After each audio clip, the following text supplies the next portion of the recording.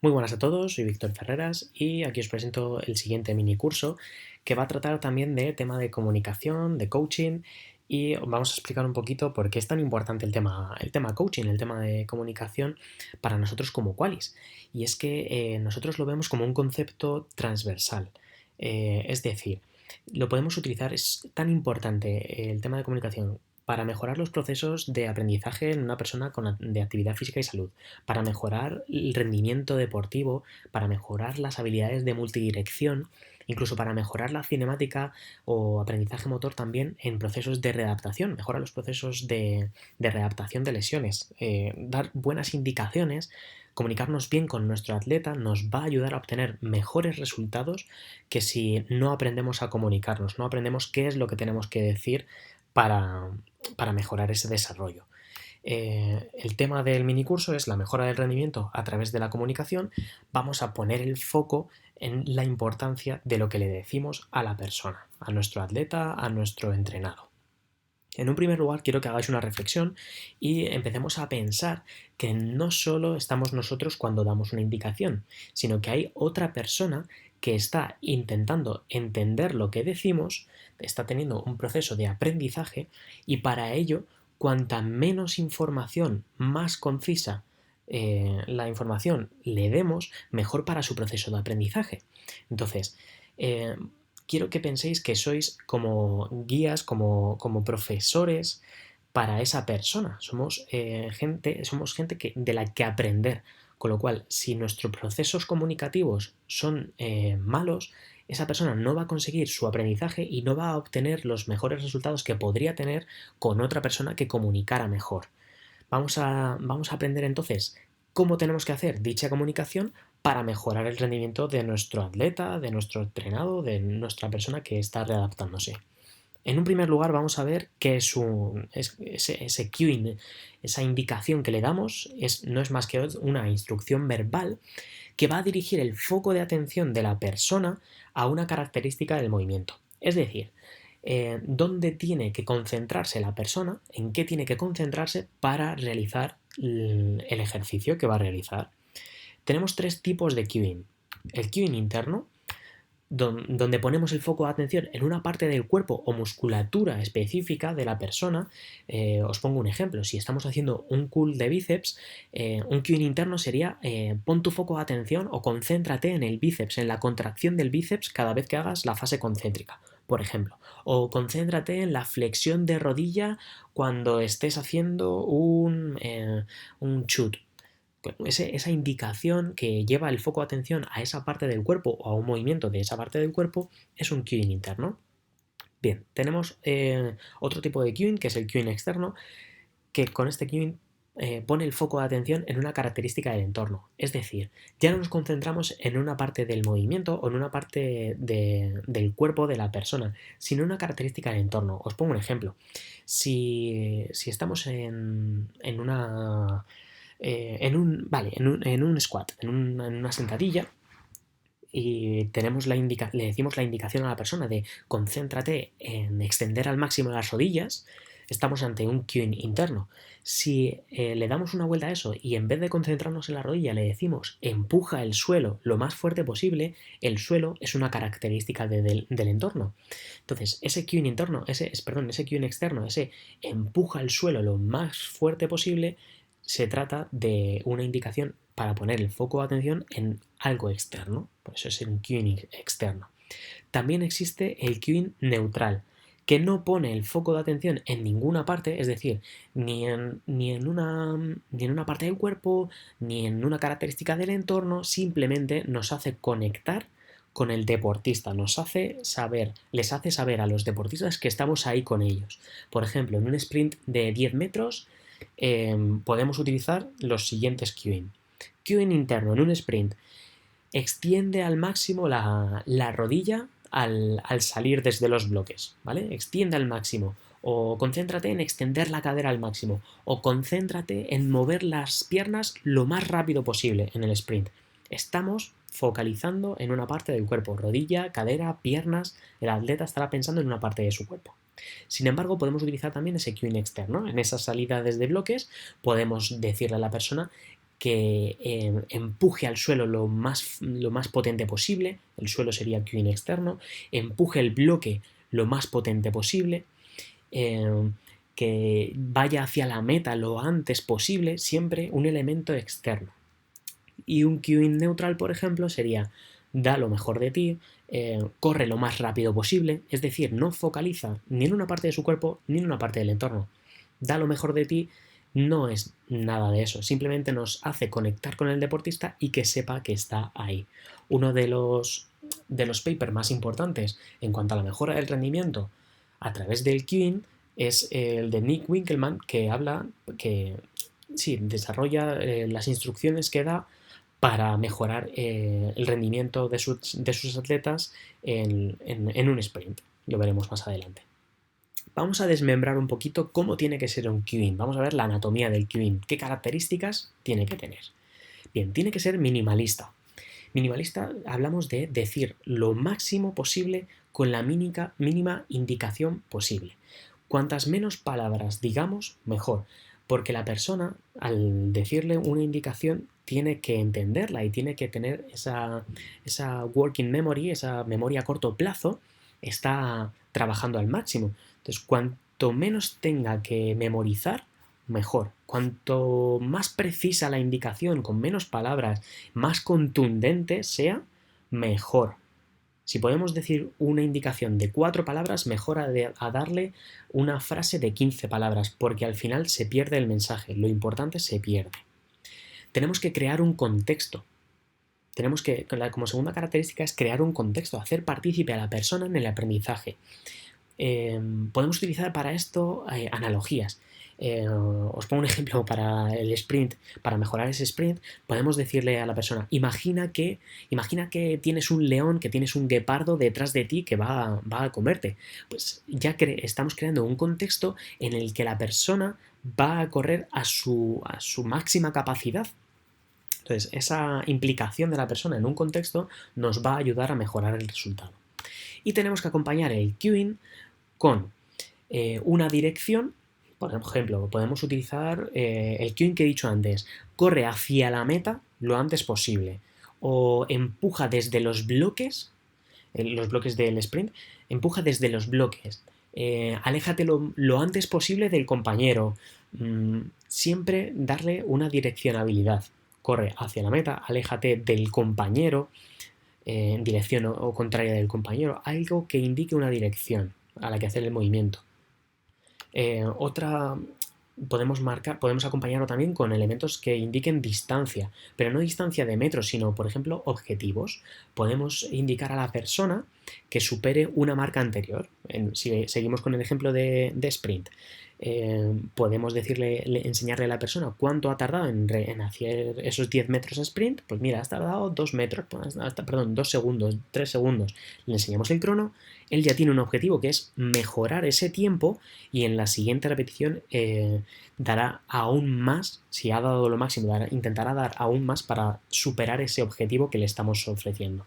Hay un paper aquí muy bueno que habla de la mejora del rendimiento en un press banca a atletas que le decían, con un encoder, le decían la velocidad a la que habían movido la barra, mejoraban su velocidad de la barra en la siguiente repetición si le enseñaban el objetivo, frente a otras personas que simplemente le daban la indicación, aunque era un queuing externo, le decía: mueve la barra lo más rápido posible.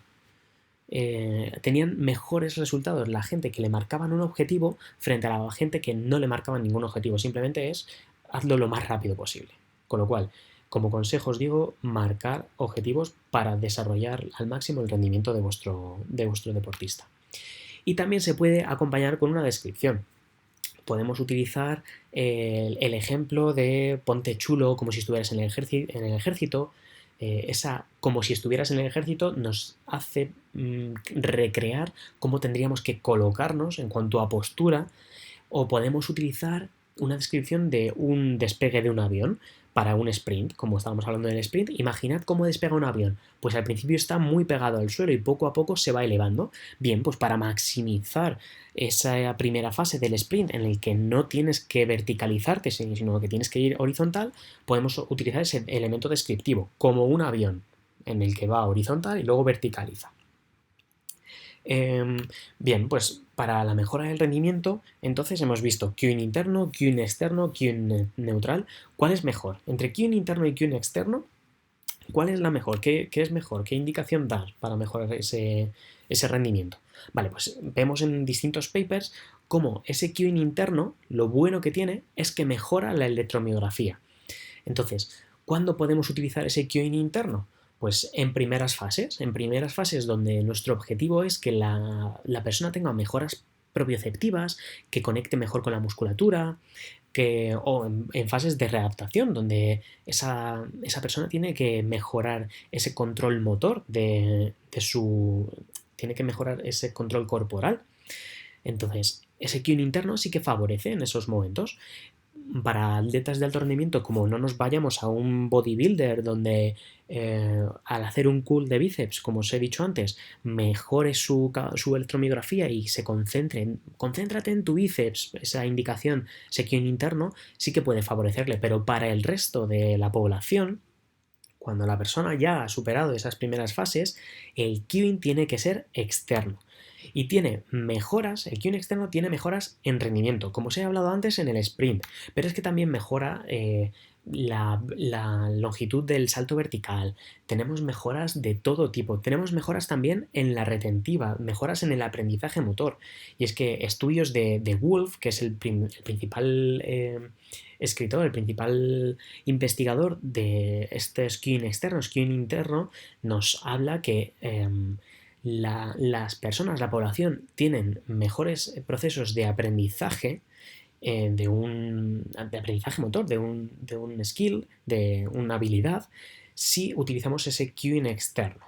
Entonces, eso otra de los elementos positivos de utilizar ese queuing externo. Pero es que incluso en fases, por ejemplo, de readaptación, en últimas fases, mejora la artrocinemática. Y es que hay un paper que habla que el foco de atención, el foco externo, ese queuing externo que nos derive en foco externo, mejora la cinemática de la rodilla en pacientes después de una reconstrucción del ligamento cruzado anterior. Entonces estamos hablando que en primeras fases sí, estará muy bien, pero si queremos mejorar esa artrocinemática y que tenga los menos problemas posibles en la rodilla, ese queuing externo es vital para que tanto aprenda a hacerlo como para que mejore ese queuing de lleva la rodilla hacia la pared frente a concéntrate en la rodilla. Concéntrate en tu rodilla que no se vaya ni dentro ni fuera. No, lleva la rodilla hacia la pared, hacia adelante. O lleva a través de la línea. No sé, cualquier queuing externo que lleve el foco de atención de la persona hacia un elemento del entorno es más eficiente que si le decimos un queuing interno. ¿Y por qué? ¿Por qué es esto? Bueno, perdonad, pero no os he metido información de queuing neutral. El queuing neutral también es mejora rendimiento frente al queuing interno. ¿Ok? Estaría entre medias. Siempre es mejor queuing externo, o si no podemos dar un queuing externo, un queuing neutral frente al interno. Bien, ¿por qué es mejor el queuing externo? Porque es mejor, ¿qué tiene de especial? Y es muy sencillo, es simplemente porque el cuerpo se autoorganiza mejor. Es decir, os voy a poner un ejemplo que os va a resultar muy visual. Vamos a colocar a dos personas, ¿vale? Ante un mismo programa motor, ante una misma acción, que es lanzar a canasta, ya sabéis, yo soy especialista en baloncesto. Bien, pues ante una misma acción, que es lanzar a canasta, un queuing interno podría ser extiende las rodillas al lanzar a canasta. Frente a un queuing externo, empuja el balón hacia el aro, el elemento externo es el balón, direccionabilidad, como se hablaba antes, hacia el aro, presenta mejores resultados. ¿Y por qué?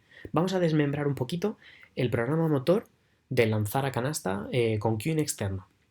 Bien, para lanzar a canasta necesitamos extensión de tobillo, extensión de rodilla, extensión de cadera, flexión de hombro, flexión de muñeca y al final se lanza el balón, que es donde tenía el foco de atención la persona con queuing externo. Entonces, al final se produce el lanzamiento. ¿Qué es lo bueno de poner el foco de atención en algo externo? Pues que el cuerpo, ese foco de atención en el balón, nos permite que haya una autoorganización en las partes del cuerpo que estábamos hablando antes, de extensión de tobillo, extensión de rodilla, extensión de cadera, hombro en flexión, flexión de codo, perdón, flexión de muñeca. El cuerpo se autoorganiza en realizar todos esos movimientos, salen automáticamente. Nuestro deportista está concentrado en empujar el balón hacia el aro. No tiene ni que pensar en extensión de tobillo, con lo cual se mejora la eficiencia de esos movimientos, se reduce como hemos visto antes en la electromiografía, se reducía la MG, pero es que se mejora la eficiencia de ese movimiento. Entonces, vamos ahora a desmembrar la acción del programa motor de lanzar la canasta en el cueing interno, donde tiene que haber la extensión de tobillo. Esa extensión de rodillas es donde ponemos el foco de atención, extendemos cadera, flexionamos el hombro, flexionamos la muñeca y lanzamos el balón. Se produce el lanzamiento, pero como os he dicho, el foco de atención se encontraba en la extensión de rodilla. Bien, pues ese foco de atención en extender la rodilla nos impide que haya una autoorganización correcta. Es como si fuéramos en modo automático. En la extensión de tobillo se hiciera modo automático, pero para hacer la extensión de rodilla pasáramos al manual y volviéramos después a la extensión de cadera de forma automática. Ese delay hace que no se cree una buena eficiencia en ese movimiento de extensión completa del cuerpo para hacer el lanzamiento. Con lo cual, si hay un elemento que me está evitando que el movimiento sea eficiente, podemos decir que actúa ese foco interno, ese cueing interno, actúa como constraint del movimiento. Nos está impidiendo la eficiencia, que el cuerpo tire por su camino más fácil.